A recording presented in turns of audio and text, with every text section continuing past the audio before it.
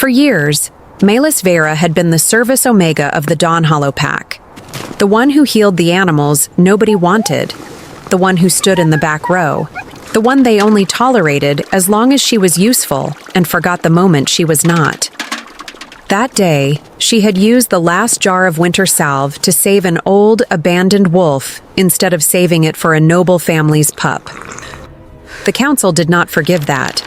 Words like useless, weak, and defective Omega still burned in her throat when she crossed the East Gate for the last time, without looking back, without apologizing, without crying in front of people who had not earned her tears. In that moment, she believed they were right. Too small, too wrong, invisible by nature.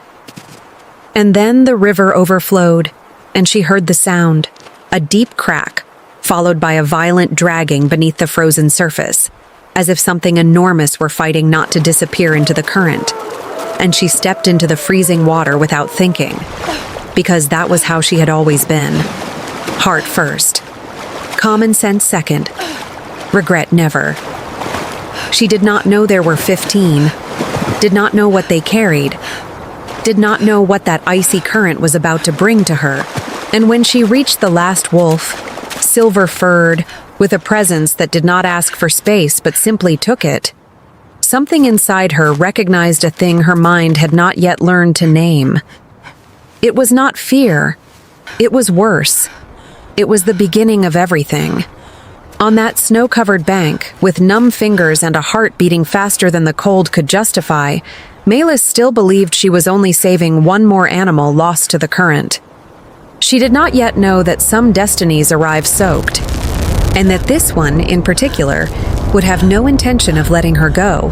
If you love intense wolf stories filled with destiny, emotion, and unexpected twists, consider clicking the Super Thanks button below to support the channel. Your support helps us continue creating and sharing these stories with you. And how about we get to know each other better? I'm Maggie Reed, the author of these stories. And you? Leave a comment below with your name and the city you're watching from. The problem with being rejected by an entire pack was that, after a while, even the cold seemed to know your name. Melis Vera was leaving through the East Gate with the dignity of someone who had already been humiliated too many times to allow herself to run, and that, in its own strange way, was almost a form of elegance. The wind cut across the stone path as if it wanted to shove her back where she came from. But she kept walking anyway, clutching the small pouch of herbs against her chest and trying not to think about the words the council had thrown at her only an hour ago. Useless. Weak. Broken Omega. The last one had been said so casually it hurt worse than the others. And maybe that was why Melis had chosen not to cry. Crying would only tell them they still had the power to reach her. She was nearly around the bend in the forest when she heard the sound. It wasn't a howl. It was worse. A deep dragging noise, followed by the sharp crack of ice splitting under pressure. Melis stopped so fast her boots nearly slipped on the frozen mud. Of course, she muttered to the empty woods, glancing up at the gray sky, because today wasn't dramatic enough already. The sound came again. This time, a low, rough whimper, almost human in its pain. She ran toward the river. The bank was covered in a thin, shattered skin of ice, white on top and black underneath, with water moving below it so cold it almost hurt to look at. And there, trapped between broken slabs of frozen current, was a giant wolf, dark-furred and soaked through, striking the ice with his front paws and failing to climb out. Melis stared. Oh no. No, no, no. She dragged a hand down her face. I got rejected, kicked out, and publicly humiliated today. I do not have the energy to save a giant wolf from drowning too. The wolf let out a low sound, like he strongly disagreed. Melis looked around. No one was there. Just the river, the ice, the wind, and the kind of silence that showed up right before everything went very wrong. She dropped the herb pouch into the snow. Fine, but for the record, this is a terrible idea. Then she stepped into the water. The cold hit immediately, sharp and invasive, like the river had personally taken offense. The current grabbed at her legs with fingers of ice, and she spread her arms to keep her balance as she moved toward the animal. The wolf was trembling so hard that water flicked off his dark coat in tiny frozen sparks. "Stay still," she said, breathless, inching closer. "Or, try not to die before I get there." The creature stared at her with gold eyes that looked tired, wary, and a little too intelligent for comfort. Malis had the absurd impression that he was assessing her. "Yes, I know," she panted. "I'm also aware I seem unlikely." She crouched, slipped one arm under the wolf's neck, and pushed with her other hand against the ice slab trapping his back leg. The ice cracked with a hard snap. The wolf shifted, heavy and shuddering, and nearly pulled her back into the river with him. "Do not use me as flotation." With a lot of effort and very little dignity, Malis managed to drag him toward the shallower bank. The wolf scrambled free, slipped once on the snowy edge, and collapsed into the drift like he had just crossed his own private hell. Malis sat beside him, soaked to the bone, panting hard. Her hair stuck to her cheeks. "One," she said. She barely had time to lift herself from the ground when she heard another sound farther upstream. Another scrape. Another crack. Malis turned slowly. No. Around the bend in the river, trapped between sheets of ice, was another wolf. Even bigger. She closed her eyes for 1 second. I should have kept walking. When she opened them, the second wolf was staring at her with the solemn expression of a creature deeply offended that she had considered leaving him there. Malis let out a short laugh with absolutely no humor in it. Of course there are more. The second rescue was worse than the first, because now she knew exactly how cruel the freezing water could be. Even so, she went back in. Then came the third, the fourth, the fifth. With every new wolf, Malis's body grew heavier, her muscles stiffer, her fingers slower. But the need to stop never won against the need to keep going. There was something about the scene that pulled her forward, a strange urgency, as if every animal she saved was taking a little of the ice out of her chest, too. And the strangest part was that none of them ran afterward. They all stayed close. They all looked at her like they recognized her. "Are you doing this on purpose?" she asked, breathless, after dragging the sixth wolf to safety. "Is there some kind of secret giant wolf meeting where you all decided to test my emotional endurance?" The seventh wolf gave a low sound that almost sounded like a snort. Malis pointed at him with a trembling finger. "Don't laugh at me. I am literally soaked, freezing, and still not done." As if the river had been listening, another dark shape appeared between the broken ice. The eighth, then the ninth. By then, Malis could barely think clearly. She could only act. Go in, pull, breathe, push, shiver, get out, go back. The cold started biting deeper than her skin, but there was something almost impossible about all of it. The more she helped, the more the wolves seemed to trust her. The 10th wolf nearly knocked her over. The 11th had an old scar on one ear and the kind of noble look that made Malis suspicious on principle. The 12th made her laugh out loud because he tried to climb the bank, slipped twice, and still acted offended by the ground. "You are the most uncoordinated one so far," she told him, leaning on her knees. "And I respect that." The wolf huffed, insulted. "Oh, good. Now you have opinions too." The 13th and 14th came together, trapped on the same chunk of ice that was slowly sinking. Malis almost cried from exhaustion, but she kept going. When she finally pushed them onto the bank, the sun was already low and pale, and the riverbank looked like it had been swallowed by the shadows of enormous bodies breathing around her. She stood with difficulty, shoulders shaking. 13, 14. She swallowed hard. One left. None of the wolves moved. The silence changed.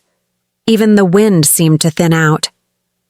Malis lifted her face toward the frozen river and saw the final shape emerge slowly from the dark water and shattered ice. This wolf was different. Larger. Quieter. His fur was silver black, and there was something about the way he moved, even injured, that made the air around him feel heavier. It wasn't just his size, it was presence, authority, a kind of wild stillness that didn't ask for space. It simply made space open up. Milas frowned. You should be half dead from the cold, and somehow you're still looking at me like I'm the intruder here. The wolf raised his head. His eyes met hers, and for a moment, Milas felt something she couldn't name. Not fear. Not exactly. Something deeper, as if the world had just stepped wrong. She drew in a breath, tugged her wet collar closed, and gave him a tired little smile. All right. One last one. After that, I'm expecting you and your friends to stop trying to kill me as a kindness. She stepped into the water one last time, not realizing that the silver wolf standing before her was not merely injured. He was hiding something much greater than she could possibly imagine. By the time Malis reached the 15th wolf, her hands had gone numb. 14 giant wolves were already spread along the snowy bank, breathing hard, shaking off river water, and staring at her like she was either a miracle or a terrible life choice. Malis wasn't sure which one bothered her more. The 15th wolf stood half in the river, silver-furred and unnaturally still. Not weak, controlled. As if the cold had not broken him so much as annoyed him. Malis looked him over and muttered, If you're about to be difficult, I need you to know I've already rescued 14 enormous wolves today. My patience is seasonal. The wolf held her gaze. Then his body shifted. The change happened fast. Fur folding into skin, bones straightening, shape collapsing and reforming in a rush of silver light and cold breath. Malis stumbled back, nearly slipping on the ice. A man stood where the wolf had been. Tall, broad-shouldered, dark hair wet against his forehead, torn clothes clinging to a body that looked carved for winter. He braced one hand on the ice and lifted his head, amber eyes fixed on hers. Malis just stared. Then, because her mouth had apparently stopped respecting her, she said, Oh. His gaze moved over her face, her soaked sleeves, the boot-leaking river water, the way she was trying very hard not to shake. You're shivering, he said. I'm aware. You should get out of the cold. She let out a short laugh. Fantastic. I'll put that in the things I would have done already if this afternoon had been less insane file. The corner of his mouth moved, not quite a smile, enough to be irritating.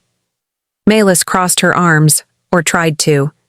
It helped little, but at least it gave her something to do with her hands. You were going to mention the whole wolf-to-man thing before I risked freezing for you? His eyes flicked to the riverbank, to the 14 wolves behind her. You counted them. Of course I counted them. There were 14 of them. Now the man smiled, brief and sharp, like he had found something unexpectedly interesting. Malis hated that a small smile could do that much damage. He straightened slowly, and the air around him seemed to change with the movement. Not louder, just heavier. The kind of presence that made the space around him feel claimed. That annoyed her too. He glanced at the wolves again, and the shift in his face was immediate. Not surprise. Recognition. That told Malis more than any introduction could have. He wasn't just some random half-frozen stranger. He knew them. One of the larger wolves limped forward and pressed his head against the man's hand. The man answered with a calm touch to the neck, and the wolf lowered itself instantly. Malis blinked. That is either very touching or extremely alarming. Probably both. That time she laughed for real, though the sound came out thin from the cold. Then her attention caught on the tree line, a snap of branches, footsteps in frozen dirt. Her body tightened at once. The man noticed. So did I, he said quietly. Milas turned just as Imra burst from the trees carrying a pack and wearing the expression of a woman who had arrived too late to stop a disaster. She took in the wolves, then the man, then Malis. Her eyes narrowed. Please tell me you did not adopt 15 giant wolves. Malis closed her eyes. They were more of an emergency. That is worse, not better. It's slightly better. Imra looked at the man again. And him? Malis opened her eyes and looked too. He stood there with impossible calm, river water still dripping from his hair and shoulders, as if he had every right to be there and no interest in proving it. That alone made him dangerous. He spoke before she could. I am Cadron Vale. Imra went still. Malis did too. The name landed hard. Cadron Vale. The Silver King. The North's Alpha. The man who never came south, never answered in person, never appeared anywhere people expected him to be. Malis stared at him again, then said flatly, No, you're not. He blinked. I beg your pardon? The Silver King does not appear out of a frozen river with wet hair and a dramatic jawline. That is not a real thing. Imra made a small choking sound that might have been a laugh. Cadron looked at Malis for a beat, then said, And yet here I am. She crossed her arms tighter. You're impossible. Apparently. That was worse, because he said it like he might be enjoying himself. The wolves moved closer, not crowding her, just gathering around the three of them with the quiet certainty of animals that already knew what mattered. Cadron noticed her looking. They trust you, he said. Malis gave one shoulder a small shrug. Animals usually do. His eyes stayed on hers a moment too long. Then he said, What is your name? She hesitated, which annoyed her. Names should not have weight. Unfortunately, hers did. Malis Vera. He repeated it softly, like he was testing the sound. That made her chest tighten in a way she didn't want to examine. Imra shifted beside her. If we're done having a strange and highly inconvenient moment in the snow, we should move before Malis loses a toe. I still have all 10, Malis muttered. For now. Cadron's eyes dropped to her feet. You're injured. No, just underdressed for this conversation. Something warm flickered in his expression. Then let us fix that. She looked at him sharply, because that sounded far too much like an order. It wasn't one. That was somehow worse. The wolves began to move, one by one, following Cadron without hesitation. Malis watched them, then looked back at him. So, they're yours. Yes. You might have mentioned that before I nearly froze to death for your entire situation. His mouth tilted. You did not ask. She huffed a laugh, breath steaming in the cold. That is the most royal answer I've ever heard. For a moment, neither of them spoke. The wind shifted. Snow dusted the hem of Malis's coat. Cadron watched her with an attention that made her suddenly aware of every wet strand of hair stuck to her cheek, every shiver she had been trying to hide. She had spent her whole life being overlooked. This man was looking directly at her, and not like she was small. That unsettled her more than the transformation had. Imra cleared her throat. If we're going to survive this day, we should probably leave. Cadron nodded once. Malis looked at the wolves, then at him. Are you seriously following me now? His gaze held hers. It appears so. That should not have sounded as dangerous as it did. Malis's lips twitched despite herself. Terrific. I rescue one impossible silver wolf, and now I'm apparently responsible for a royal entourage. 15, to be precise, he said. She stared. You're still counting? I noticed you were. That got her. A small laugh escaped her before she could stop it. Cadron's eyes softened just slightly, like he had just learned something useful. The two of them stood there for a breath too long, with the wolves breathing around them and the river cracking behind them under the ice. Malis felt the strange, uncomfortable truth of it then. He was not just a powerful man. He was a man who knew what it meant to survive, to hold still under pressure, to keep something controlled even when everything around him wanted to break apart. She knew that kind of strength. She had survived on scraps of it herself. Kedron noticed the shift in her face, but he didn't speak to it. He only said, quieter now, "You should come somewhere warm." Mylis narrowed her eyes. That almost sounded kind. It was meant to be. That answer landed harder than she expected. Not because it was clever, because it wasn't. It was honest. And honesty, from a man like him, felt far more dangerous than charm. She looked at him, then toward the snow-covered path ahead. The day had already gone too far to be ordinary. At this point, she might as well keep walking. By the time Mylis reached the northern lodge, she had stopped pretending her life was normal. The lodge sat high on the ridge above the sleeping valley, built of dark wood and pale stone, with narrow windows that glowed amber against the snow. It was the kind of place that looked expensive without trying, which Mylis found deeply offensive on principle. Kedron walked ahead of her with the wolves following in a loose, silent line. Imra stayed close behind, carrying the pack and making the kind of face that suggested she would be discussing every life decision Mylis had ever made for the rest of the winter. "You live like this?" Mylis asked under her breath, taking in the polished entrance, the carved lintel, the warm light, the sense that even the air had been trained. Kedron glanced back once. "Usually with fewer complaints. I'm making the place feel more honest." That earned her the smallest look of amusement, and she hated that she liked it.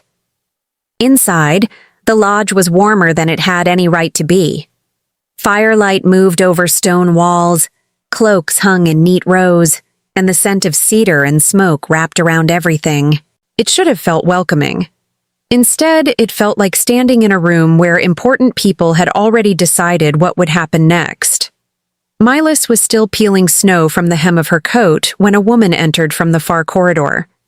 She was beautiful in the polished, severe way of someone who never had to ask to be noticed.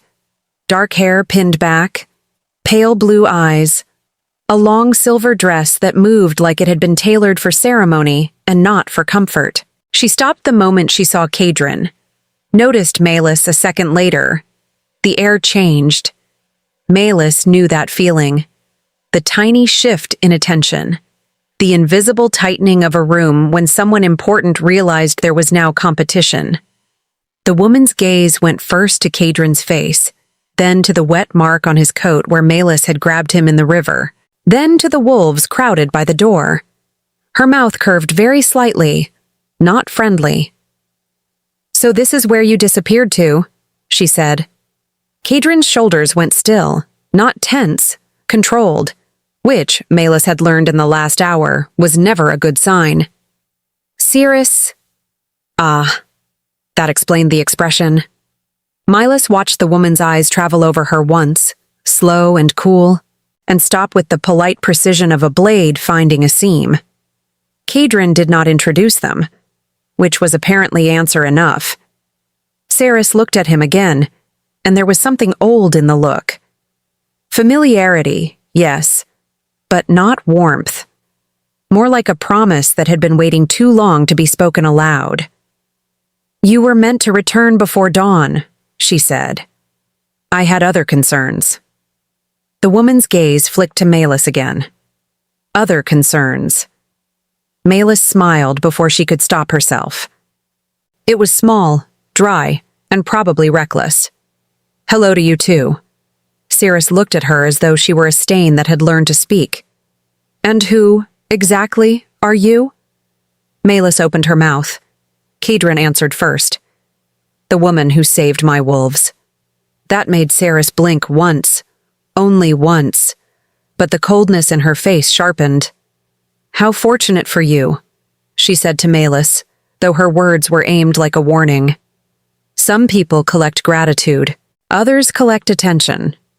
Mylis's smile vanished. Imra behind her made a sound that might have been a cough trying not to become a laugh. Kedron spoke before Mylis could. Enough. One word. Quiet. Still, it moved the room. Cirrus's expression changed by a fraction. Not fear, never that. but the faint irritation of someone whose plans had just been interrupted by a man who usually did not interrupt them. Malus looked between them and understood just enough to dislike all of it. Promised bride, she thought. Of course there was one. Because apparently her life had decided not to be simple even for 10 minutes. Cirrus stepped closer to Kadrin, her voice lowering with the easy confidence of someone who had every right to speak privately with a king. The council is waiting for your answer. So is my family. There it was. Milas felt it land before she fully understood it. A promise. A political promise. Maybe older than both of them. The kind of arrangement people built around power and then called fate when it suited them. Kadrin didn't move, but Malus saw it. The way his jaw tightened once. The way his hand flexed at his side, then stilled. So there was history here. Wonderful. Cirrus looked at him for a long moment, then turned to Milas again. You should not be here. The words were soft. That made them worse. Milas lifted her chin. And yet, here I am. Cirrus's blue eyes chilled further. You are an Omega from a rejected border pack. This lodge is not for people like you. A direct hit. Malus felt it, but she didn't step back. Years of being told where she belonged had taught her one important thing. People who spoke the loudest about hierarchy were usually the most afraid of losing it. That's strange, Milas said lightly, because the wolves didn't seem to care. Cirrus's gaze sharpened. Kadrin said, Cirrus. It was warning enough. But Cirrus only smiled then, and Malus understood she had just been measured and found inconvenient. The woman turned at last and walked away with the effortless grace of someone who expected to be followed. When she was gone, the lodge felt colder. Malus looked up at Kadrin. So, that was fun. He did not answer immediately, which was enough to tell her it was not fun at all. Imra, wisely, chose that moment to step toward the hearth and begin unpacking without comment. As if she had decided the safest path through this entire situation was to become invisible by force of labor. Malus folded her arms. You were going to mention her, right? Not yet. Because that would have been inconvenient. His mouth tightened. Yes? At least he was honest. She hated that too, a little. Kadrin looked toward the corridor Cirrus had taken, then back at Malus. When he spoke, his voice was low enough that only she could hear. She was promised to me when we were children. Malus went still. There it was. The thing behind the look. The room. The warning. The way Cirrus had not really looked surprised to find him here, only annoyed. Kadrin said nothing more, but he didn't need to. Milas had grown up around promises too. The ugly kind. The kind made by people who loved control more than honesty. She looked at him carefully now. He did not look guilty. That was interesting. He looked burdened, more dangerous somehow. And do you want that promise? She asked. He held her gaze for a long moment, then quietly, no. The answer should have been simple. Instead, it landed in her chest with odd force, as if some hidden string had been tugged taut and then released. Malus turned her face away first, which irritated her instantly. She could still feel his eyes on her, not owning, not pressing, just there. That, more than anything, made her pulse misbehave. Behind them, one of the wolves shook snow from its coat and sneezed so loudly the sound cracked through the room. Malus startled. Kadrin glanced at the wolf, then at her. The faintest hint of amusement returned. You're smiling, she accused. Barely. I saw it. Then you've seen more than most. She was about to answer when Cirrus's voice carried from the corridor. Kadrin. Now. He did not move at once. Instead, he looked at Malus one more time, and there was something in that look that made the room feel smaller, quieter, closer. Stay here, he said. Malus lifted a brow. That sounded like an order. It was not meant to be. There it was again. The terrible honesty. He left before she could decide whether to be insulted. The moment he was gone, Imra appeared beside her with a loaf of bread in one hand and the expression of a woman who had seen enough romance to know trouble when it walked in wearing perfect boots. That was the promised bride, wasn't it? Milas took the bread. Apparently. Imra exhaled through her nose. She hates you already. I know. Good. Milas looked at her. Imra shrugged. That means you matter. Milas almost laughed. Almost. Instead, she stared at the corridor where Kadrin had disappeared, with the odd, annoying awareness that the promised bride was only the first obstacle. And somehow, that made everything feel even more real. Because if he had a future already waiting for him, and he was still looking at Milas like she had entered the world on purpose, then whatever was happening between them was not simple desire. It was worse. It was choice.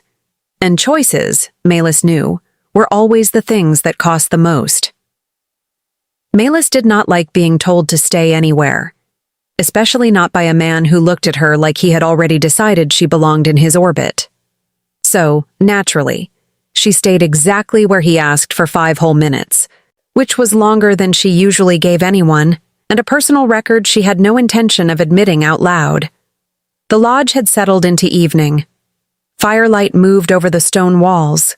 Snow pressed softly against the windows. Somewhere down the corridor, Saris was speaking in a low, controlled voice that carried the faint edge of someone accustomed to being obeyed. Milas had no idea what was being said, but she could guess the subject involved her, Kadrin, and at least one miserable social expectation. Imra sat across from her at a long wooden table, tearing bread into pieces with deliberate calm. You are thinking very loudly, Imra said. I'm not thinking. You are staring at the door. I'm monitoring it. Same thing. Milas took a bite of bread she had not realized she was holding.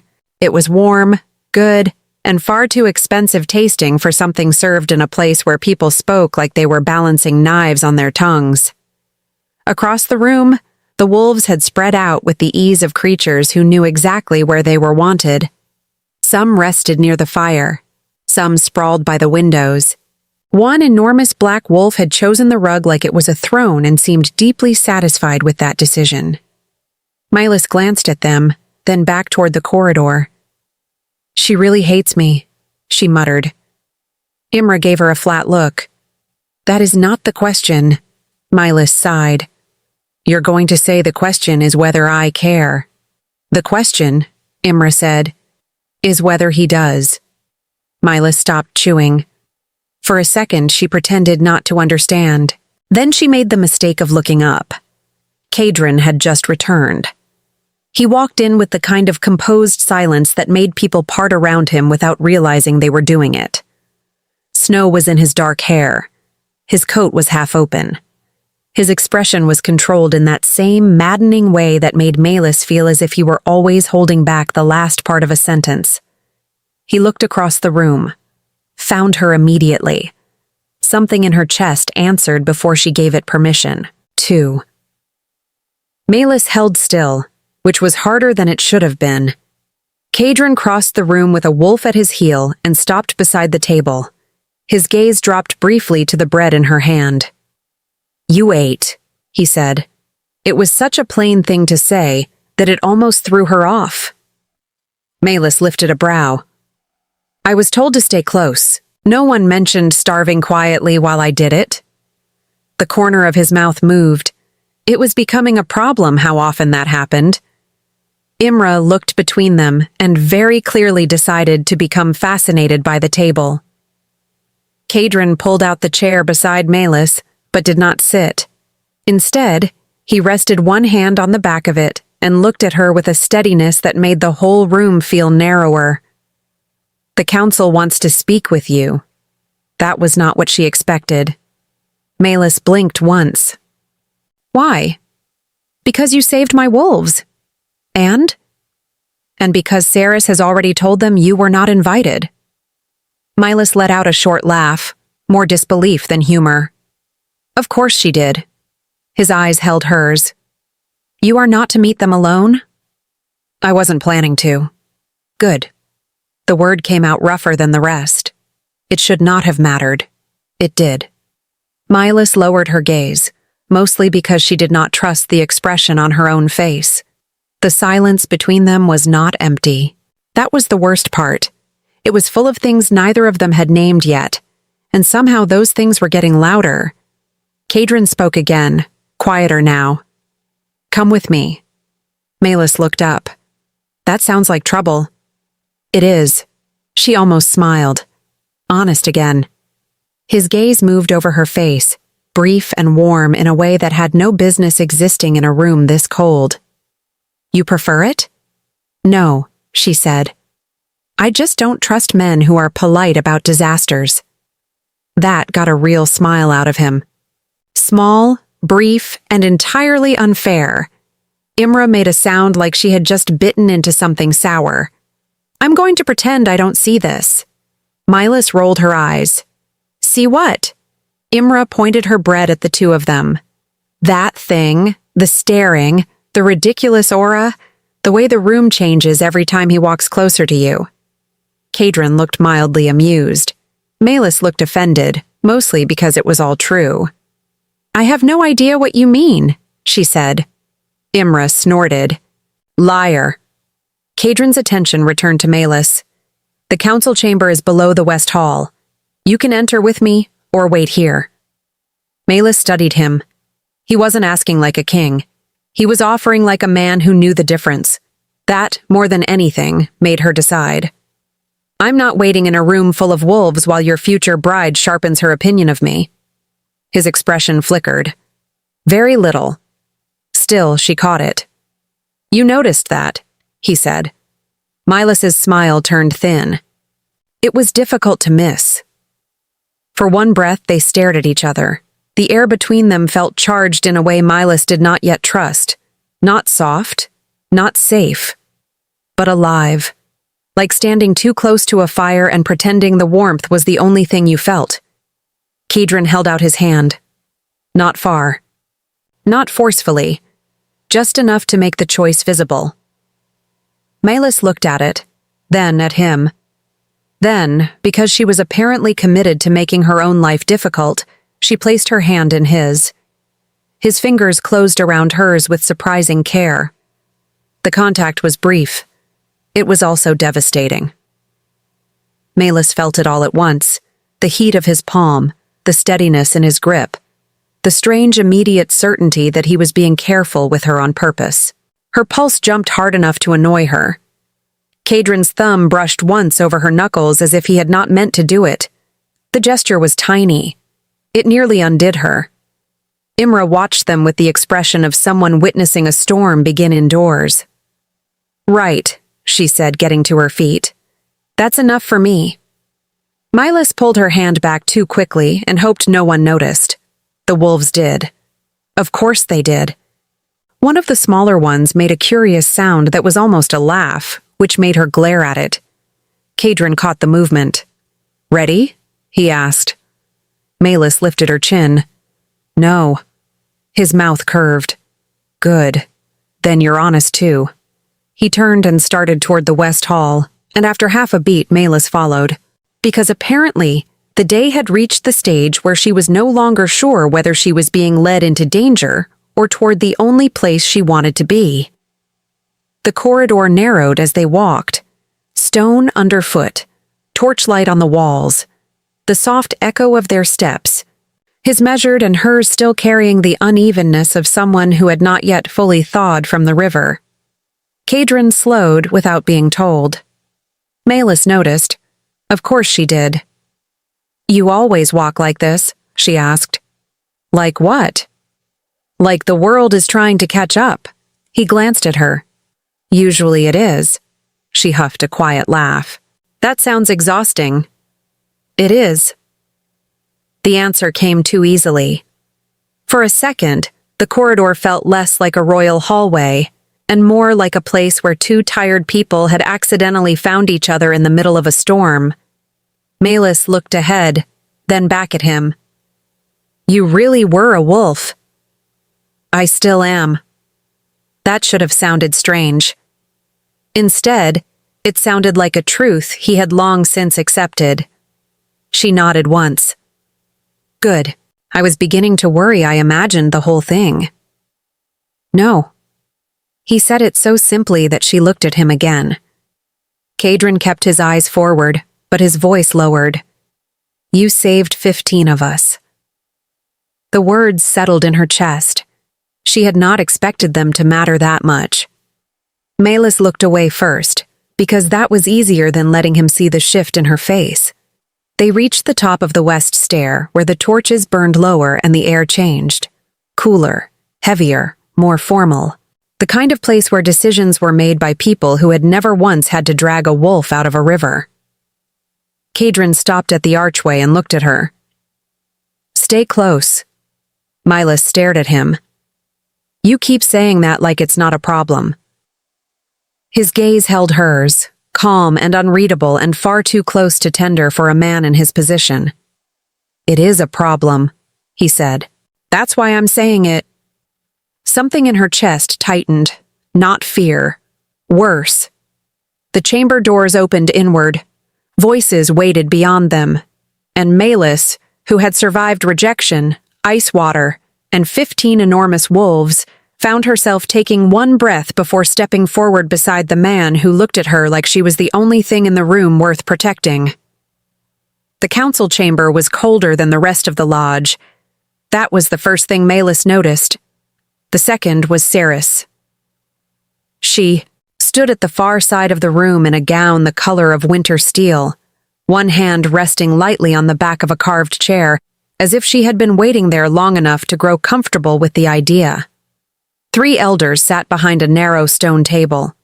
Cadron stood to Melis's right, silent, composed, and very clearly trying not to look like a man about to break something expensive. Melis wished she had stayed in the corridor. That thought died the moment Ceres turned her gaze on her. "You brought her," Ceres said. Cadron answered without looking at her. "She is standing right here." One of the elders cleared his throat with the heavy patience of someone who enjoyed making people wait for permission. "We will proceed." Melis had heard that tone before. It was the voice of rooms built to make one person feel small. She hated it on sight. The elder continued, "As the alpha of the North Line, Cadron Vale is bound by the old accord." Melis looked at Cadron. His expression did not change. That was somehow the loudest thing in the room. The elder tapped one finger against the stone. "The Accord of Winter Bond requires a formal union by the end of the season." Melis's stomach tightened. No. Not because she did not understand. Because she understood too fast. Ceres's mouth curved by the smallest amount. Cadron said, "You already knew this." The elder's face remained neutral. "The matter was agreed upon years ago." Melis turned her head slowly. "Agreed upon by who?" Silence. Ceres answered first. "By your king." Melis stared at her. Cadron did not move. Not much. But she saw it. The muscle in his jaw tightening once. The way his hand closed and opened at his side as if he were choosing not to say something violent. Melis looked from Ceres to Cadron and back again. That was the moment the room changed shape. She had thought Ceres was simply an obstacle, a jealous bride, a polished rival. No. Ceres was not just competition. She was the reason this had all been hidden. Melis's voice came out calm, which surprised her. "You were promised to him." Ceres met her eyes. "Since we were children." "And you thought that meant something." "It did." Melis turned to Cadron so fast it almost hurt.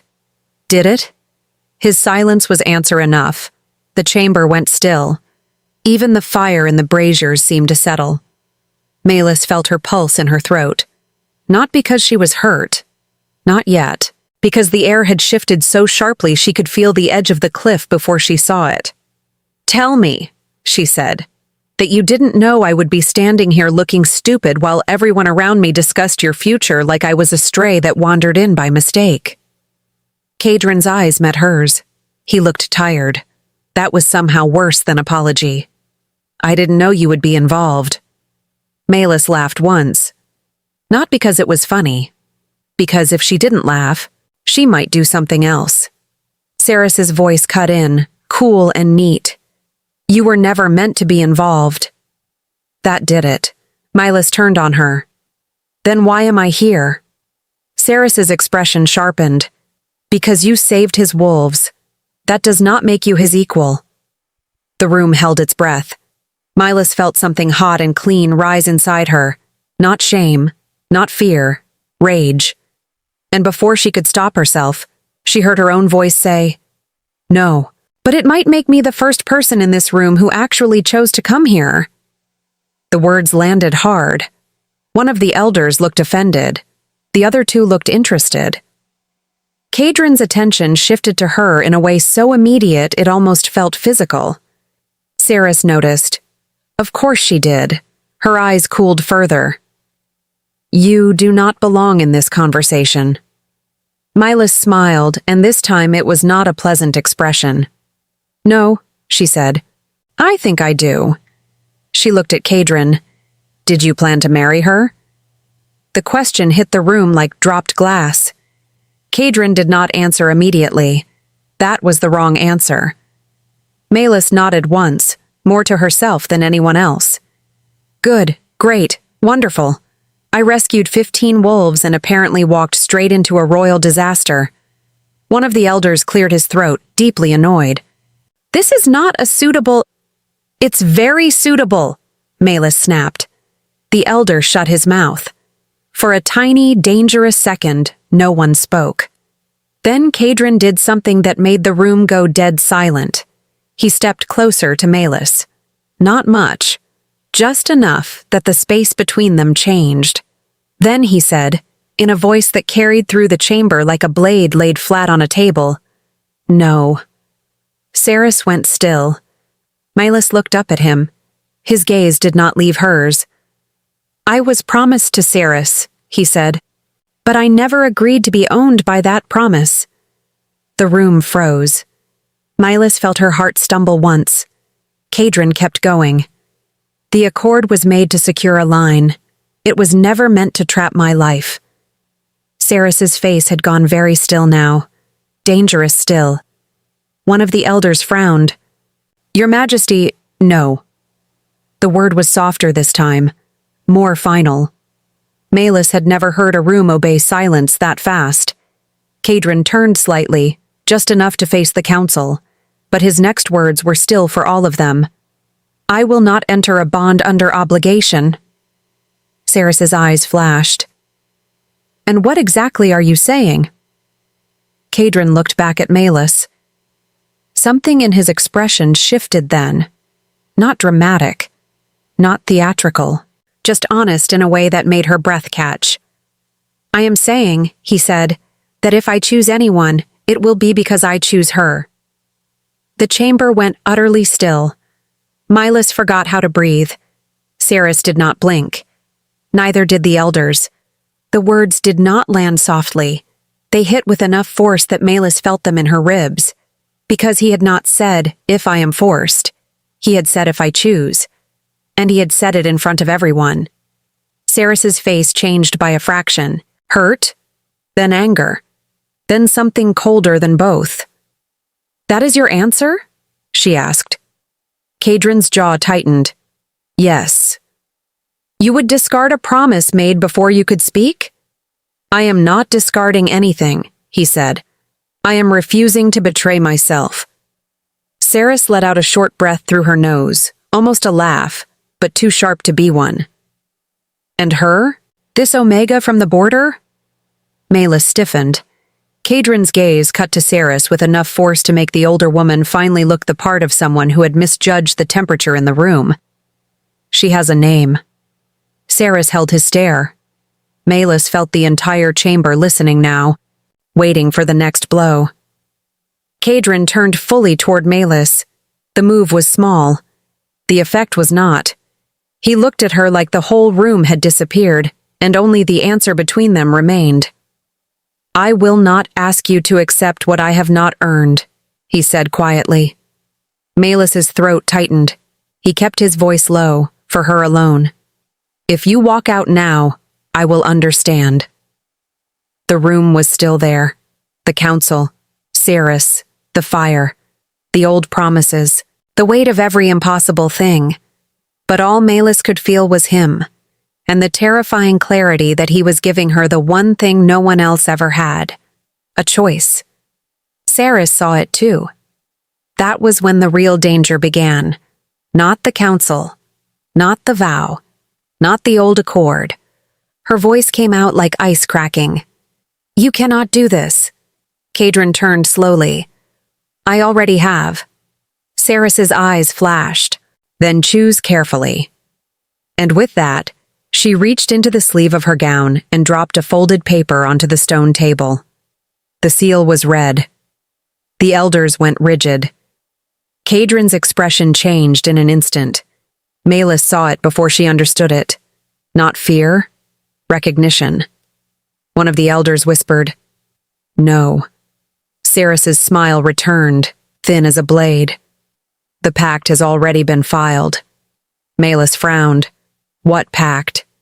Kadrin's face had gone hard. "Ceres." She did not look away. "You would have had to honor it sooner or later." The oldest elder stood so abruptly his chair scraped back across the floor. "This should not be here yet." "Yet?" Melis repeated, looking from one face to another. "What is everyone talking about?" No one answered. That was answer enough to make the room turn cold again. Kadrin took one step toward the table and snatched up the paper. His eyes moved over it once, then again. The silence in his face was somehow more alarming than any outburst. Melis hated that she was being left out of the truth. She hated more that she cared. Then Kadrin looked at her, and whatever he saw on her face seemed to make a decision for him. He turned to the council. "Prepare the hall."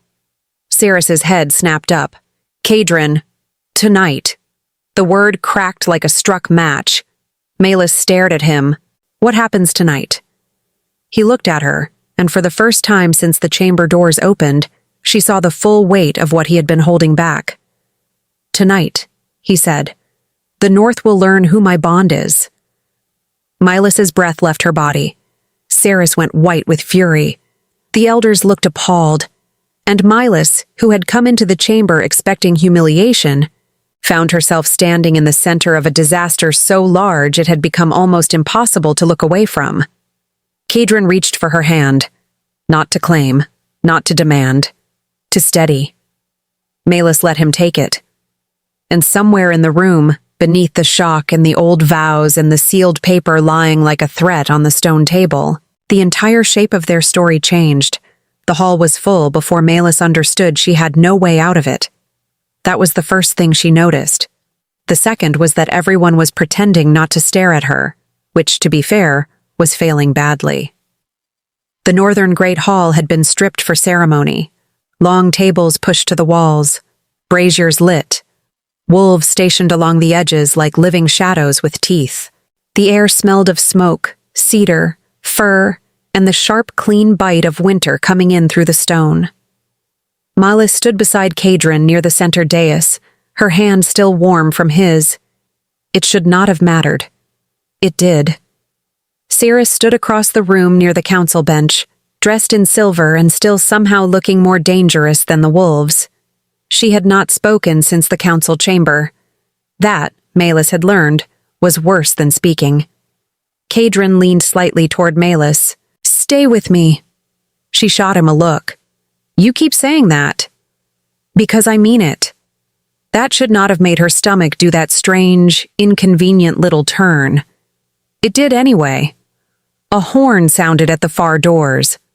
The room shifted. The elders straightened. The wolves lifted their heads.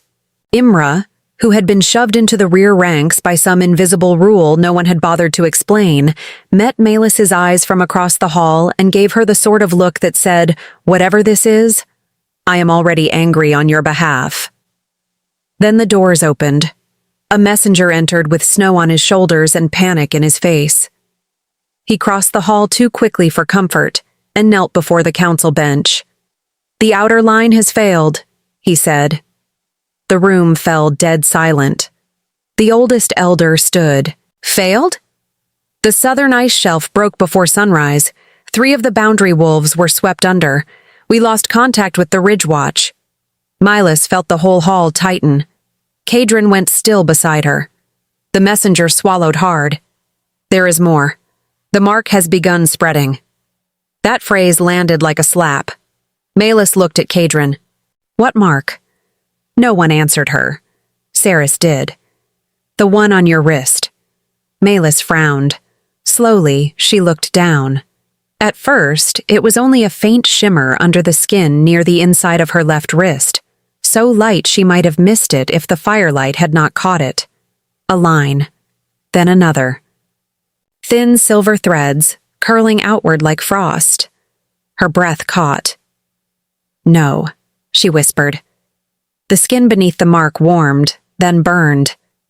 Malis jerked her arm back with a sharp gasp, and Kadrin caught it instantly, steadying her before she could stumble. "Easy," he said. "It's burning." "I know."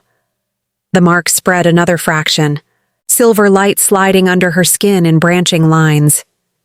Malis stared at it in horror. The hall had gone so quiet, she could hear the fire shift in its bowls. One of the elders said, almost to himself, "It responded." Saris's eyes flashed.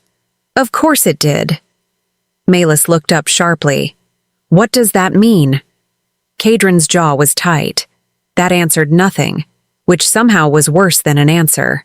The elder at the center table folded his hands. "The old bond is not complete." Milas stared at him.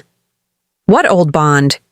"Winter bond," Saris said, and the words came out with the force of someone enjoying the sound of another person's confusion far too much. "The pack's ceremonial alignment. It was never only political." Malis's head snapped toward Kadrin. He did not deny it. The silence that followed was heavy enough to press on her shoulders. "You knew," she said. Kadrin looked at her, and whatever he saw there made his face change. "I knew enough to be careful." "That is not the same thing." "No." The honesty in that single word hit harder than a lie would have. Milas pulled her hand free. The mark flared again, brighter this time, like it had been waiting for the motion. She hissed through her teeth and shoved the sleeve of her coat up higher, as if that could somehow help. Saris saw it and smiled. Not kindly. "Interesting," she said. "It recognizes the bond." Milas turned on her. "Would you like to speak in a language that includes one useful sentence?" A few wolves in the hall made soft, startled sounds that might have been amusement. Imra, from the back, looked like she was trying not to laugh and failing miserably. Saris ignored them all. "The mark appears when the bond rejects delay." "Bond," Malis repeated. "What bond?" Kadrin stepped forward before Saris could answer. Enough. The single word in his face was there even if he did not say it. When he spoke, his voice was lower, more controlled. "The winter bond ties a royal wolf to one chosen mate during the season of thaw. It was created to stabilize the line when old magic made succession unstable." Milas stared at him, then at the mark, then back at him. "You're telling me," she said slowly, "that I got dragged into this because your family has a magical marriage problem?" That was the first sound of laughter in the hall. It came from somewhere near the rear tables, then another. Then, for one shocking second, even Kadrin's mouth moved like he was trying not to smile. Milas pointed at him. "Don't you dare." His expression settled, but the corner of his mouth remained traitorous. "It is not funny," Saris said sharply. Milas looked at her. "It is a little funny." Saris's glare could have frozen the brazier flames, but before anyone could sharpen the tension into something worse, the mark on Malis's wrist pulsed. Hard. She gasped and bent at the waist. one hand flying to her arm. Kadrin caught her before she could drop to one knee. Malis! The way he said her name changed everything. Not a title, not a warning, not a command, a plea. The silver lines under her skin spread another inch. Not painful exactly. Alive, strange, like the winter itself had found a vein. The room started to blur at the edges. Kadrin slid an arm around her shoulders, steadying her against him, and the warmth of his body cut through the shock with shocking force.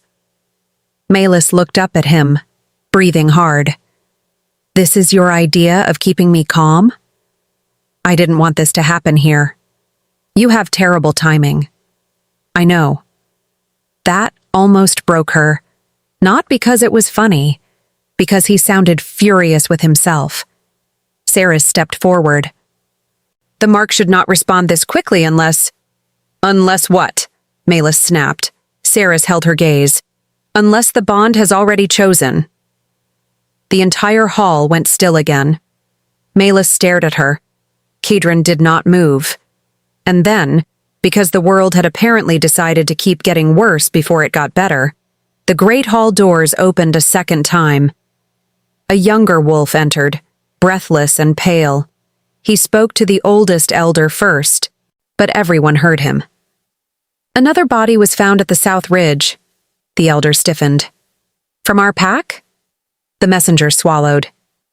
No. One beat. Then, from Saris's house line. The room shifted violently. Saris went white. Malis turned toward her before she could stop herself. For the first time since she'd arrived, the polished mask cracked. Not much. Just enough. The young messenger continued, voice shaking now. The body carried a seal. The same seal as the pact filed this morning. A dead silence swallowed the hall. Kadrin's arm tightened around Malis. Saris looked at the messenger as if she could force him to change the shape of the words. Malis understood before anyone spoke. The sealed paper, the hidden accord, the urgency. Something had moved. Something had gone wrong, or been made to go wrong.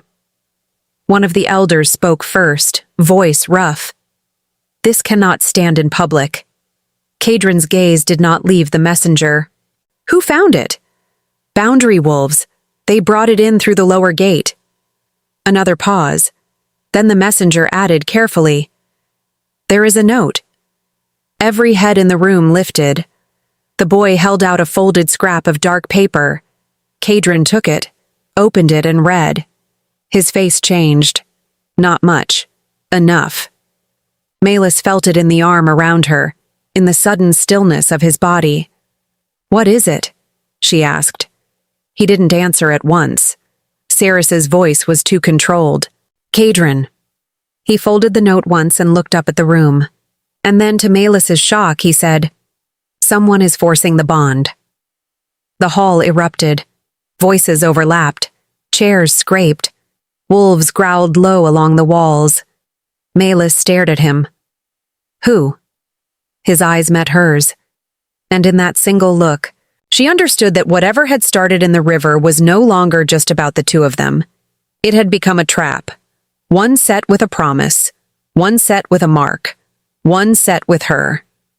Kadrin's hand brushed once over the silver line on her wrist. It calmed for half a breath. Then it burned brighter. Malis sucked in air. Kadrin swore under his breath, the first rough, unguarded sound she had heard from him. That alone should have terrified her. Instead, it made him feel more real, more human, more hers, in the most dangerous sense of the word.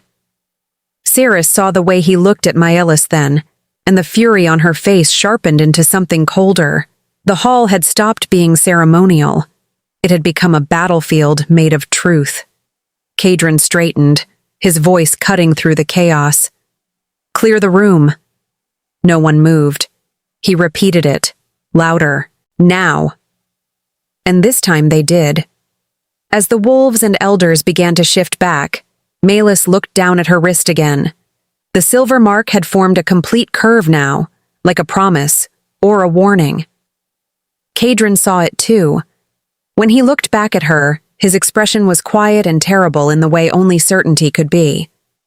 Whatever this bond was, it had just chosen a direction, and it was heading straight for her. By the time the room emptied, Melis's wrist had stopped burning and started pulsing. That was almost worse. The silver mark had curled into a complete arc beneath her skin, thin as frost and bright enough that she could see it even under the torchlight. She kept her sleeve tugged down over it as if fabric could convince the world to become less complicated. It did not help. Kadrin stood near the table where the note had been opened. One hand braced against the edge as the last councilman left the chamber in a storm of muttered orders. Saris had gone without a word, which in Melis's experience was never a sign of peace. Imra had been escorted out only after making a pointed face at everyone in the room, including the wolves. Now it was only the two of them, and the silence. Melis looked at Kadrin. "You're going to explain that note." He lifted his head slowly. "I am." That would be ideal. His mouth twitched once, then flattened again. He looked tired in a way she had not seen before, not just from the day, but from something older, something he had been carrying too long. Melis hated that she noticed, hated more that she cared. He turned the folded scrap in his hand once, then set it down again. Someone used the pact to trigger the bond early. "Someone from Saris's house line," Melis said. "Yes." "And the body at the South Ridge?" He looked at her. "A messenger." "Dead?" "Executed before the note was delivered." Melis went still. The word sat between them like a dropped blade. There were many ways to kill a room. That one did it cleanly. She stared at the table. "And you were going to keep all of this from me?" "No." That immediate answer made her look up. Kadrin met her eyes. "I was going to make sure you were safe before I told you how bad it was." Melis let out a short, humorless laugh. "That is the kind of sentence men say right before they ruin everyone's evening." A brief pause. Then, to her surprise, he smiled. Not because the situation was funny, because she was. And he was watching her the way someone watches a flame in a dark room, as if the fact that it was alive was enough to matter more than the heat. That look stayed with her too long. Kadrin moved first, sliding the note toward her with one finger. "Read it." She did. The handwriting was sharp and uneven. Not many words. The kind of message written in haste by someone who expected not to be alive long enough to regret it. 3 lines, a name, a warning, and a phrase that made her stomach turn cold.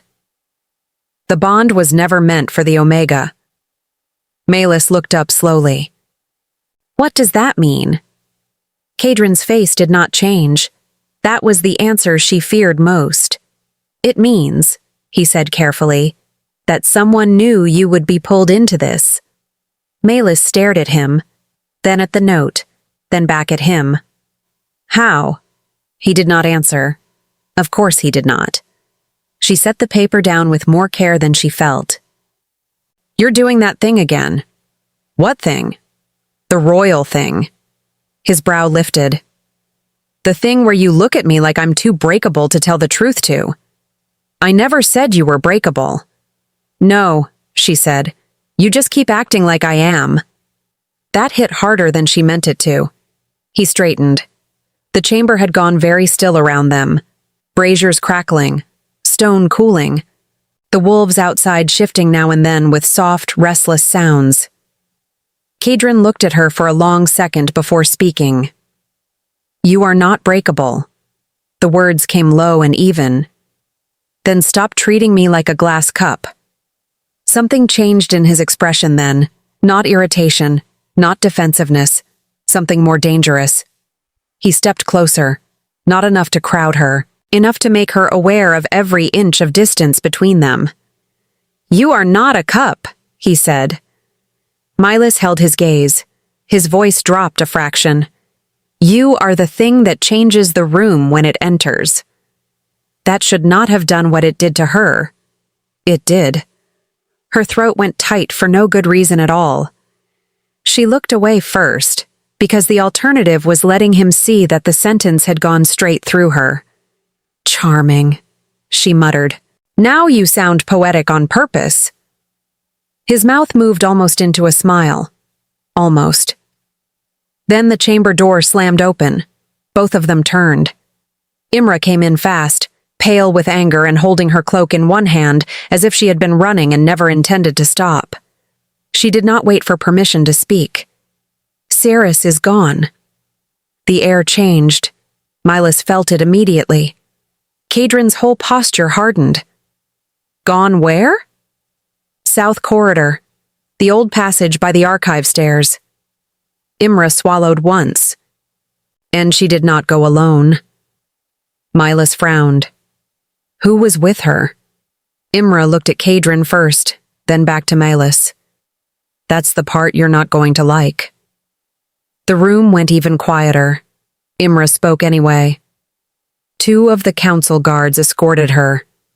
Kadrin's face darkened by a degree so subtle Milas might have missed it if she had not been looking directly at him. Impossible, he said. Apparently not. Milas crossed her arms. Why would council guards escort Saris anywhere after all this? Imra's expression turned grim. Because she requested access to the archive vault. Kadrin went still. Milas noticed. Of course she did. The vault, she repeated. What's in the vault? Neither of them answered. That was answer enough. Milas stared at both of them, irritation building fast. If either of you says old matters or family history, I'm going to throw something at the wall. Imra made a noise that might have been a cough disguising a laugh. Kadrin's eyes stayed on Milas. The archive holds bond records. Her whole body tightened. And the original pact. Milas blinked. Then, because her life apparently hated subtlety, she said, the one that's forcing the mark. Kadrin did not deny it. Before she could ask the next question, the silver arc on her wrist flared again. She hissed and grabbed her arm. Kadrin was beside her instantly. Milas, it's getting stronger. I know. She looked at him sharply. Stop saying that like it's a weather report. I'm trying not to frighten you. That landed wrong. She laughed once, sharp and breathless from frustration. You are doing a terrible job. Imra stepped in before the moment could tip. We need to move. If Saris reaches the vault first... She already has, Kadrin said. That stopped both women. He was looking at the note again, or through it, or past it. Milas hated the expression on his face. It was the look of a man realizing the trap had been built with his own hands. Kadrin, she said carefully. What did you leave out? He looked at her, and for a second, she saw it. Not doubt, regret. There is one bond record missing from the archive, he said. Milas waited. He didn't continue. Her patience snapped. And? The one tied to my mother. Imra went perfectly still. Milas felt the shape of the room change around that sentence. Kadrin's voice stayed steady, but only just. She was the first Omega the Winter Bond ever refused. That was not what Milas expected. The truth hit sideways. What does that mean? He looked at her wrist, then back at her face. It means the bond did not reject her. Milas's stomach dropped. It rejected what was done to her. Silence. Then another piece of the world clicked into place, and Milas did not like how sharp the sound was inside her head. She whispered, Someone used an Omega before me. Kadrin did not answer immediately. That was enough. Imra's face had gone hard with anger. Milas turned slowly toward Kadrin. Was that what Saris was hiding? He looked at her for a long time. Then, finally, Partly. Milas laughed under her breath, but there was no humor in it now. I'm starting to hate the word partly.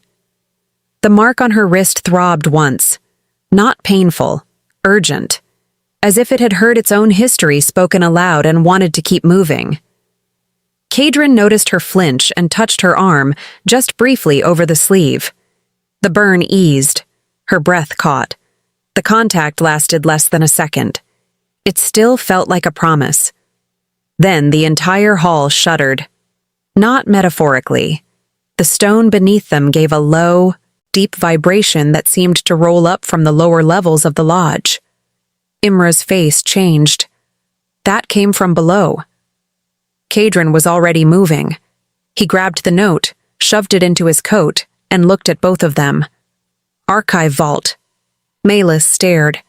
You just got a vibration and now you're certain? His eyes met hers. Very. He strode for the door. She did not hesitate. That was the most alarming part. Milas followed him, with Imra right behind, down the corridor toward the lower levels where the air grew colder with every step, and the lodge sounded less like a home and more like the throat of something old. And in front of her, Kadrin moved with a kind of focus she had not seen before. Not kingly, protective. The difference mattered. It made her heartbeat do an annoying little stumble she absolutely refused to analyze. They reached the archive stairs just as a thin column of smoke curled up from below. Malis stopped. Kadrin did not. He turned once, looked at her, and in that single glance, she saw the full shape of what was coming. Trouble, truth, and Cirrus, somewhere beneath them, close enough now to set the whole winter on fire. Kadrin held out a hand. Malis took it, and together, they went down. The smoke was not thick yet. That made it worse. It curled thinly through the lower stairwell, silver against the stone, as if the fire below had only just begun to breathe. Malis could hear it now, a sharp crack, then the softer sound of something old catching where it had no business catching at all. Kadrin moved first. Of course he did. He took the steps 2 at a time, one hand already out as if he expected to find heat in the dark and meant to stop it with bare fingers if he had to. Malis followed close behind, her wrist pulsing under her sleeve like a second heartbeat. Imra stayed just a little farther back, quiet for once, which only made the situation more alarming. The archive door hung open. Inside, the room was half lit by a fire contained mostly by luck and stone. Not a large blaze. Worse, a focused one. Shelves near the far wall had blackened, and several ledgers lay scattered across the floor, their edges curled and smoking. Malis stopped short. Someone had been here recently. Very recently. Cirrus stood in the center of the room. She did not look surprised to see them. She looked finished, not defeated. Never that. But stripped of the smooth composure she had worn like armor since the lodge. Her silver gown was dusted with ash at the hem, her dark hair loosened from its pins, one sleeve torn near the shoulder. In front of her, on the floor, knelt one of the council guards. His hands were bound. His face was bruised. Malis's stomach dropped. Kadrin's voice cut through the room. "Step away from him." Cirrus did not move. "That would be difficult," she said, "considering he brought me here." Milas looked at the guard, then at the ash, then at Cirrus. "You set the fire?" Cirrus gave her a flat, almost bored glance. "If I had, you would smell more than smoke." Malis hated that the answer made sense. Kadrin crossed the room in a few silent steps and crouched beside the bound guard. He checked the man's throat, then his pulse, then the knot at his wrists. The guard flinched from him. That was bad. Very bad. "What happened?" Kadrin asked. The guard swallowed. "She said she had proof." Malis looked at Cirrus. Cirrus looked at the burning ledgers. Kadrin straightened slowly. Proof of what?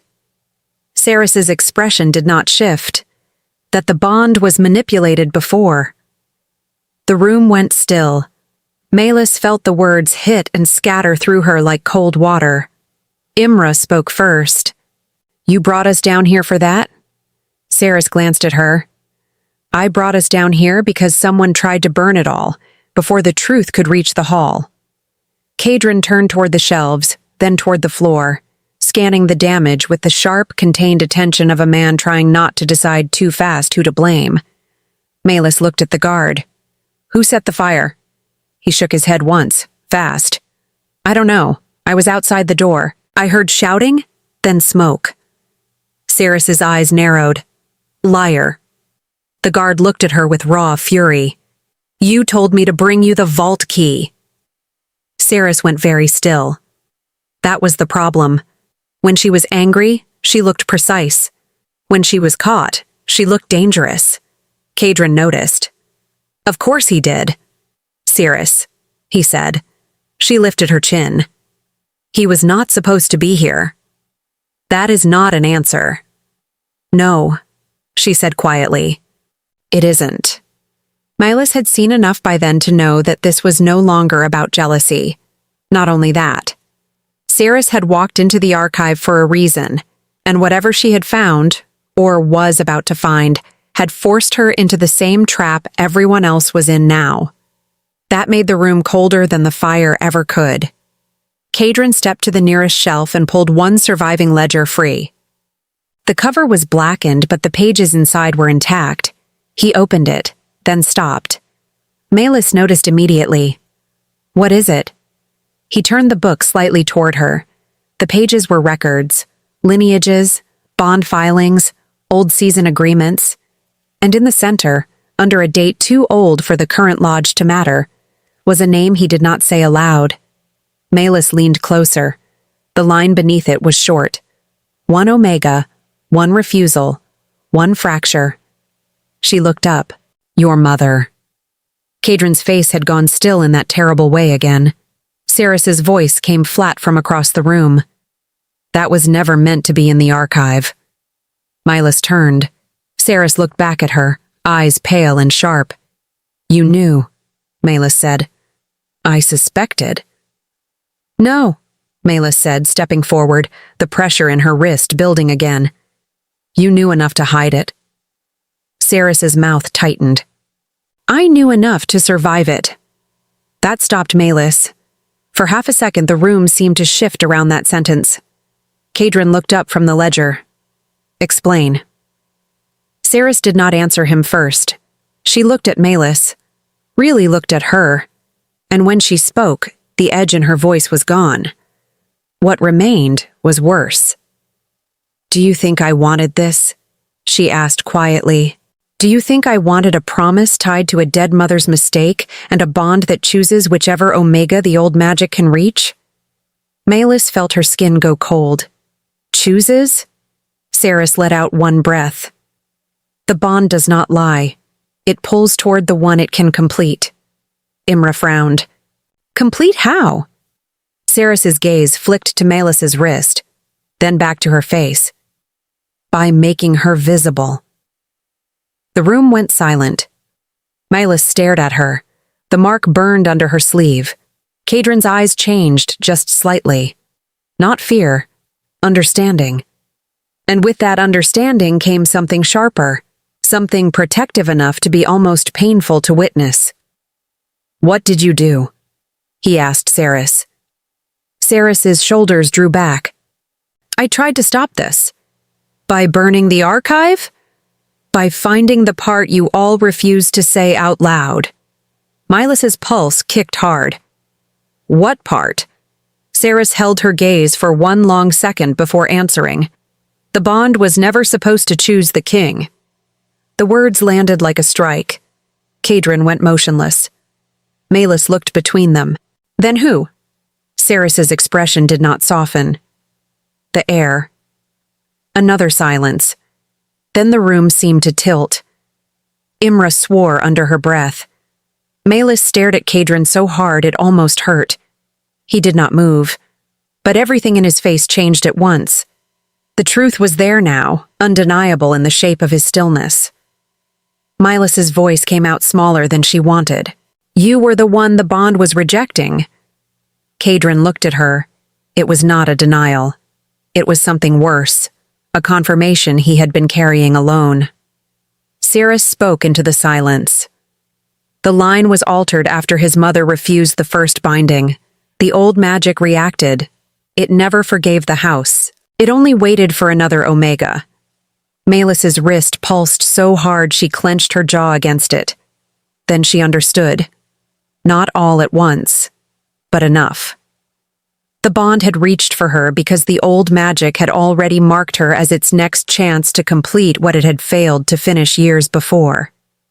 She looked at Kadrin, at the rigid line of his shoulders, at the very controlled expression that was now only barely holding together. "Why didn't you tell me?"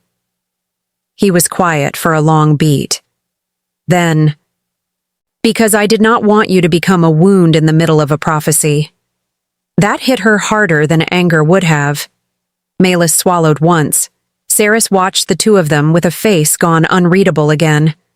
"You should leave this room." Kadrin looked up sharply. "Why?" Saris's eyes flicked toward the broken back wall. Only then did Melis hear it. A second sound beneath the crackle of the fire.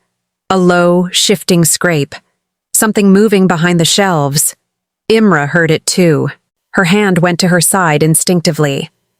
Kadrin moved in front of Melis before she had even decided to be offended by it. The shelf at the far end groaned, then collapsed inward. Stone dust burst through the room, and from the darkness behind it came a narrow, hidden passage no one in the chamber had known was there. Saris went pale. Melis's breath caught. From the passage, a figure stepped out carrying a lantern. Not a guard, not a councilman, not a wolf. A woman in dark traveling clothes, hair tied back, face streaked with soot and snow. She looked exhausted enough to be dangerous. Her gaze moved once across the room, then fixed on Melis's wrist, and she said, in a voice rough with urgency, "You're too late. The bond has already begun calling the rest of them." Melis frowned. "The rest of who?" The woman lifted the lantern slightly. Inside the flame was something silver, something moving, and then the hidden passage behind her opened wider, and Melis heard it, the unmistakable sound of footsteps coming up from below. Many footsteps, coming fast. Kadrin's hand found Melis's wrist, steady and certain. For one breath, the burning eased. Then the figures began to emerge. And whatever was waiting beneath the archive, it had just reached the surface. The footsteps below the archive did not stop. That was the first thing Melis understood, even before she saw the faces emerging from the passage. They kept coming, one after another, in a steady rush that turned the hidden stairway into something alive. The woman with the lantern stepped back fast enough to let them through. The first figure into the room was a boy no older than 17, pale with cold and carrying a bundle of cloth to his chest, like it mattered more than his own breathing. Behind him came two older wolves, both marked with travel dust and the hard look of people who had not slept properly in days. Then another woman, then a man with a split lip, then one more wolf, limping. Not enemies, not guards, runaways. Melis looked at Kadrin. He looked just as surprised as she felt, which was not comforting, because he never seemed surprised by anything unless the world had truly decided to lose its mind. The lantern woman stepped forward. They found the underpass. Saris went rigid. "Who are you?" The woman lifted her chin. Someone who should have been invited to this conversation weeks ago. That was not an answer, which made Melis like her immediately.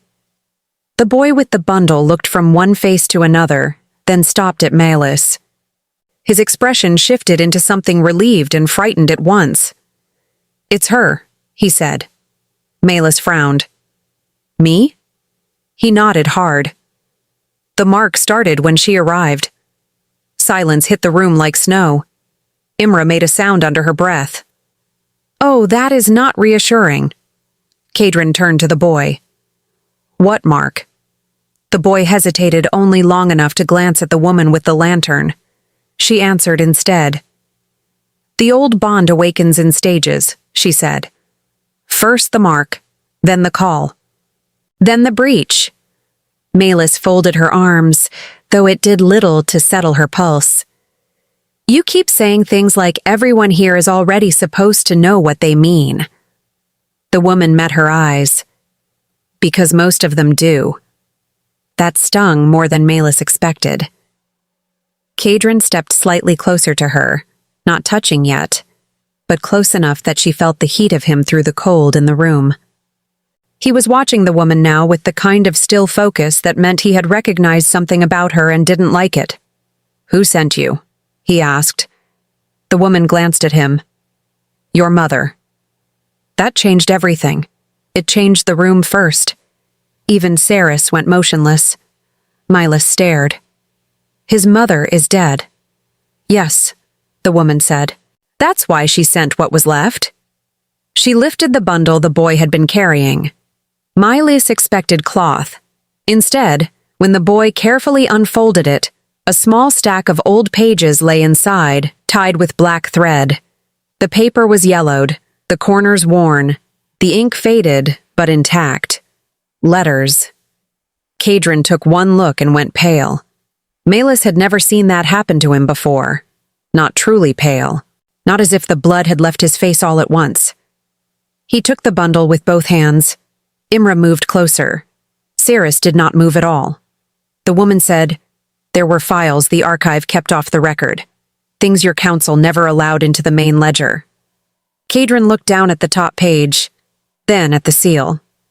Malus could not read the script from where she stood, but she saw enough to know the weight of it by the way his expression changed. "What is it?" she asked. He didn't answer right away. The woman with the lantern did. "It's the reason the bond kept rejecting the royal line." Saris's voice was flat. "Be careful." The woman laughed once, without humor. "You say that now?" Milas looked from one to the other. "Enough. Someone explain this in a way that doesn't sound like a threat wrapped in poetry," Imra muttered. "Thank you." The woman with the lantern pointed to the papers. "Your mother did not refuse the bond because she was weak. She refused because the bond had already been altered. It was designed to bind a king to a chosen Omega. Yes, but only if the chosen bloodline was permitted to survive." Malus's stomach tightened. Survive? Kadrin's grip on the papers tightened. "That is enough." "No," Malus said quickly. She looked at the woman. "Finish it." The woman did. The royal line once required a hidden heir to carry the bond forward. When that heir was lost, the bond fractured. It stopped choosing cleanly. It started searching for a way back into the line through the nearest compatible Omega. Malus went still. For one terrible second, she understood the shape of it. Not all the details. "Enough." Her voice dropped. "You mean me?" The woman did not deny it. Around them, the room had gone so quiet, Malus could hear the crackling fire behind the damaged ledgers. Kadrin finally looked up from the pages. His face was controlled again, but only barely. "The bond reached for you because you can complete what was broken," he said quietly. Milas stared at him. Then she looked at her wrist. The silver arc under her skin burned brighter, as if responding to his words. "No. Not brighter, stronger." The woman with the lantern took a careful step back. "That's why the others are coming." Malus lifted her head. "The footsteps." "Yes." Saris's face changed. "No." The word came out sharp enough to cut. Kadrin turned at once. "What did you do?" For the first time, Saris looked tired. Not angry. Not superior. Tired. "I didn't do this," she said. "I tried to stop it." Malus almost laughed from sheer disbelief. "By hiding the truth and setting half the archive on fire?" Saris's eyes flashed. "By keeping the wrong people from reaching it first." The room cracked open at that. Malus looked at her. "Wrong people?" Saris's gaze went to the hidden passage, then to the lantern woman, then back to Kadrin. Her voice softened by a fraction. "You think this began today. It didn't. It began the day your mother disappeared." Kadrin was very still now, too still. The papers in his hands trembled once, almost imperceptibly. The woman with the lantern said, "There is no time left for old loyalties." Then the first scream came from the passage. Not human, not wolf. Something in between. Everyone turned. The hidden stairway flickered with lantern light, and from deep below came movement fast enough to make the shadows stutter. Melis's breath caught.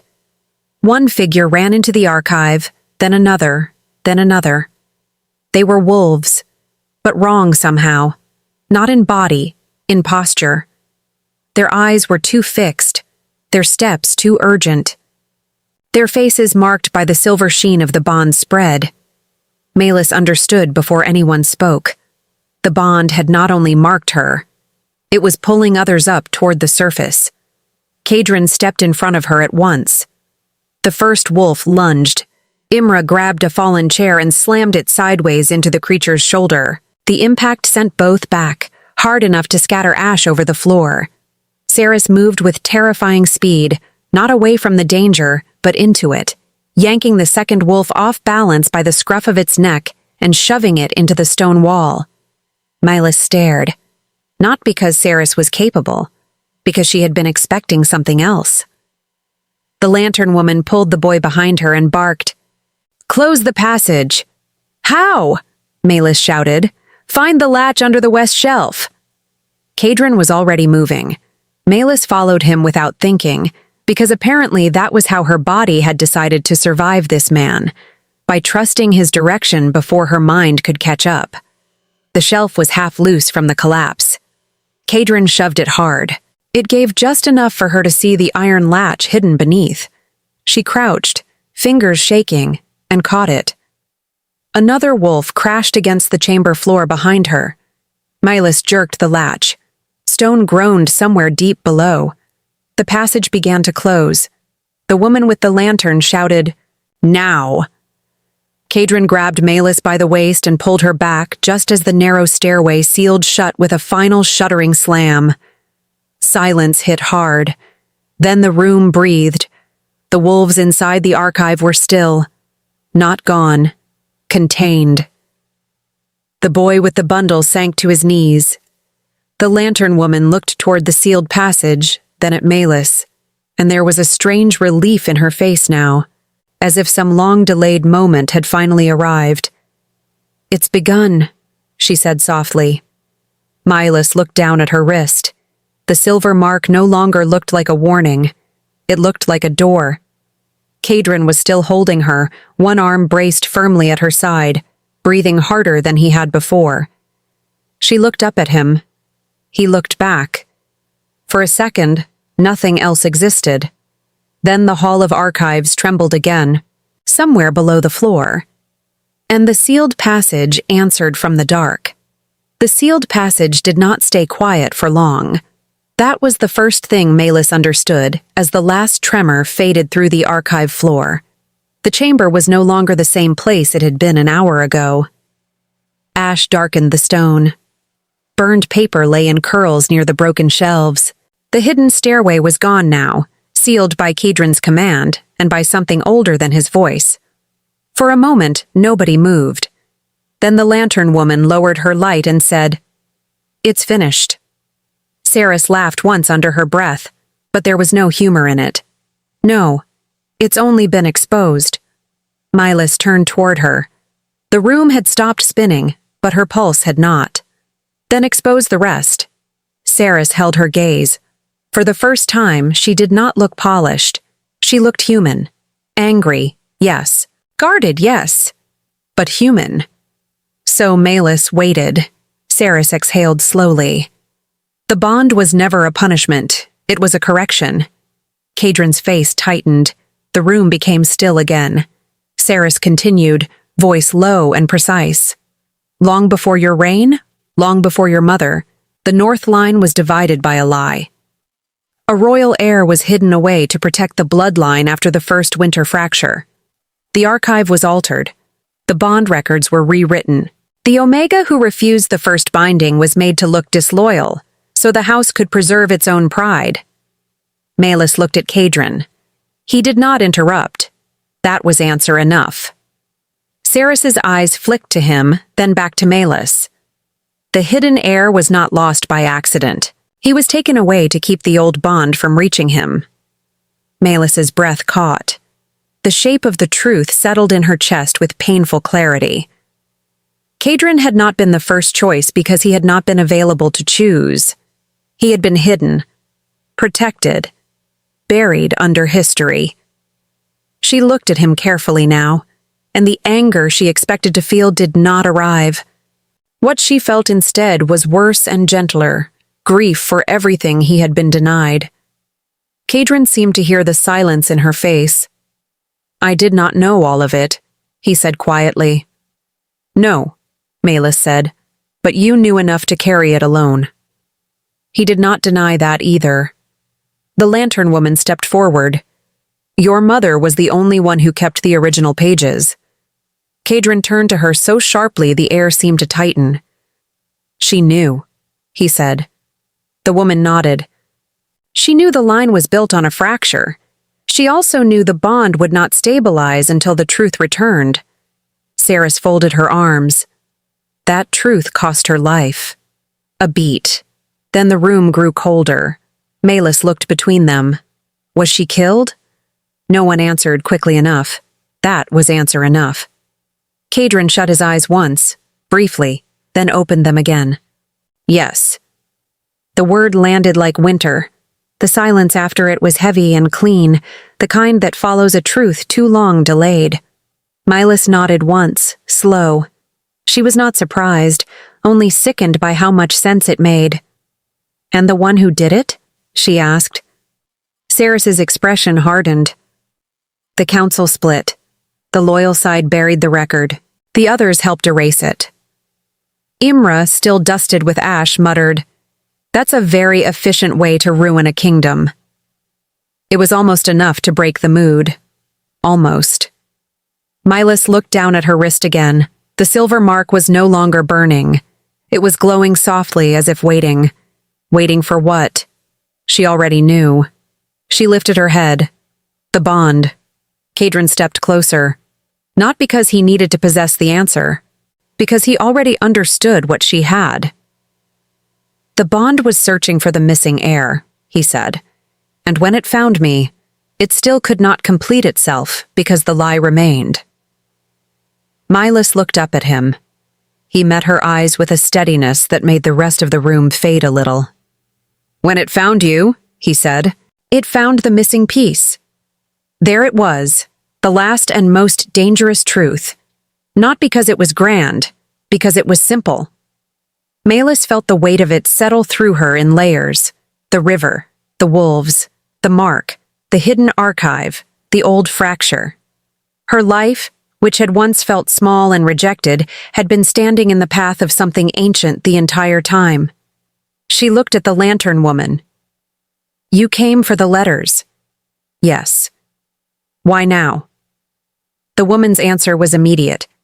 "Because the seal broke." Saris turned to her in disbelief. "You knew it was failing. I knew it was ready." That made no one happy. The woman with the lantern took a breath and glanced at Kadrin. "There is one final part. The bond cannot remain incomplete. It can only be released or renewed." Melis frowned. "Released how?" Saris answered this time. "By severing the line entirely." Kadrin's face changed. Melis looked at him, then at the woman, then at Saris. "And renewed?" The lantern woman was quiet for one beat too long. Then she said, "By choosing it freely." That sentence changed the air. It was the first time anyone had spoken one thing in a way that made the room feel less like a chamber of records and more like a place where a life might actually be decided. Melis turned toward Kadrin. He was already looking at her.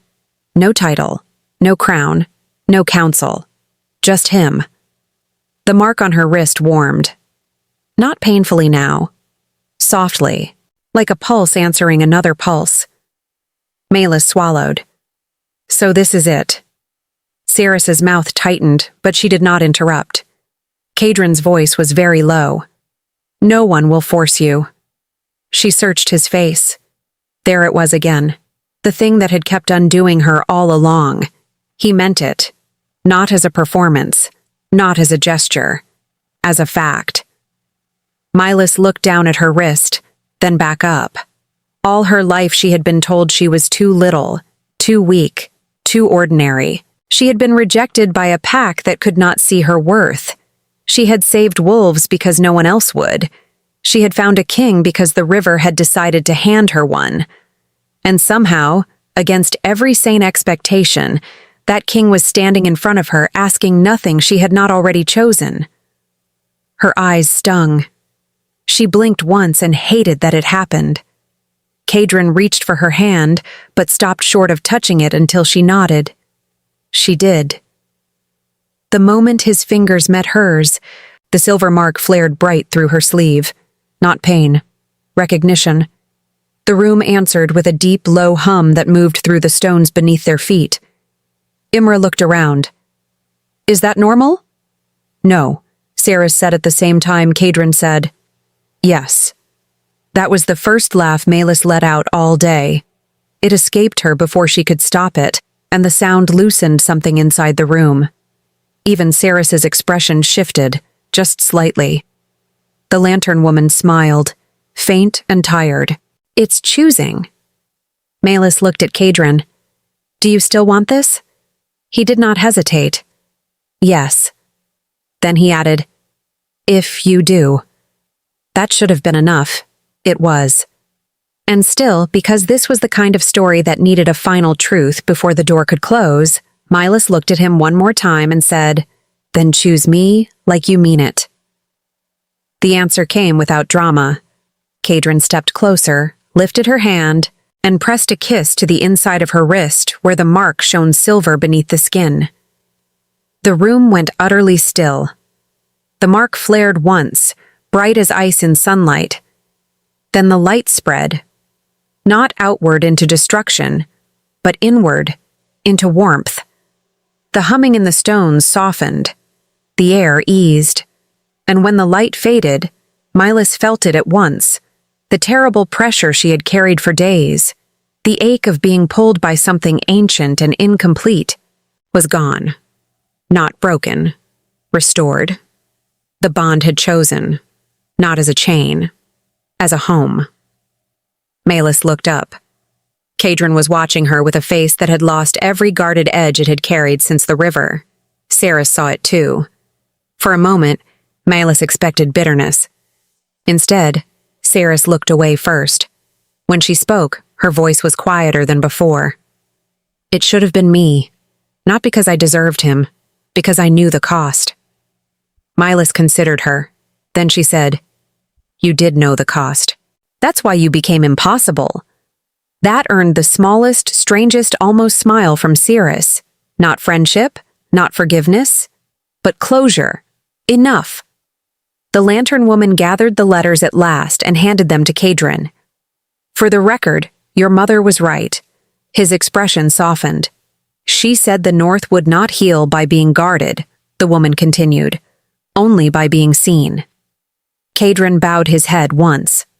Then she was right about more than one thing. The woman nodded and looked at Malis. "And you?" Milas glanced around the ruined archive, the ash, the surviving wolves in the corridors beyond, the people who had become witnesses instead of judges. She looked at Kadrin, at the wrist that still glowed faintly silver, at the life she had not expected to find. "I think," she said, "I stopped being invisible." This time even Imra smiled. Epilogue. Months later, the North no longer felt like a place waiting for winter to end. It felt lived in. The lodge had been rebuilt around the old archive stairs, and the burned room had become a hall of records open to every wolf in the line. The broken bond was no longer hidden. Its history was taught, carefully and honestly, so no one could use it to trap another life again. Saris stayed, not as a rival, not as a bride. As the keeper of the archives and the sharpest critic in Three Valleys, Imra, of course, remained too, claiming she had been forced into heroism by poor organization and refusing to be thanked for it. The woman with the lantern disappeared after the letters were read, leaving behind only a name in one of the margins. Rhea. No title, no demand. Just the signature of someone who had done the right thing too late and still done it. As for Malus and Kadrin, they were not a rumor anymore. They were a choice. And in the deep winter light, on a morning that smelled like cedar and snow, Malus stood in the rebuilt archive hall wearing no crown at all, only a simple dark dress and the silver mark now resting quietly against her wrist. A young Omega from the border stood before her, trembling with fear over a bond request she did not want. Malus took her hands, listened, and smiled with the calm of someone who knew exactly what it meant to be overlooked and had no intention of letting it happen again. Across the hall, Kadrin watched her with the look of a man who had finally come home. Not because fate demanded it, because they had chosen it. And this time, the choice was enough.